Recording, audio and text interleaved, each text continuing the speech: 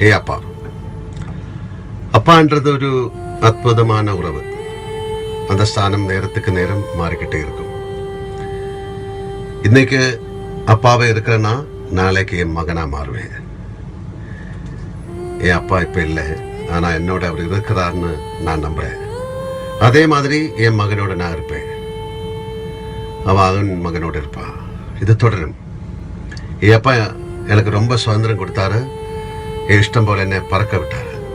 அதே மாதிரி தான் என் மகனுக்கு நான் முழு சுதந்திரம் கொடுத்துருக்கேன், அவன் இஷ்டம் போல அவனை பறக்க விட்டுருக்கேன். என் அப்பா எனக்கு எப்படிയോ அப்படிதான் എൻ മകനുക്ക്. അച്ഛൻ എന്ന് പറയുന്നത് വലിയൊരു സ്ഥാനമാണ്.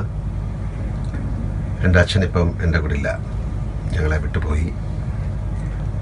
പക്ഷെ അദ്ദേഹം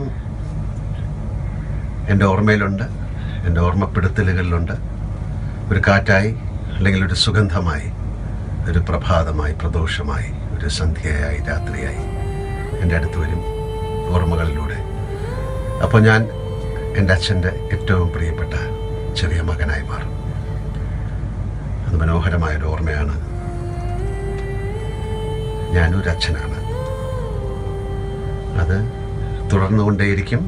എൻ്റെ മകനാൽ, അയാളുടെ മകനാൽ, കാലാകാലങ്ങളിലൂടെ അത് യാത്ര ചെയ്തുകൊണ്ടിരിക്കും.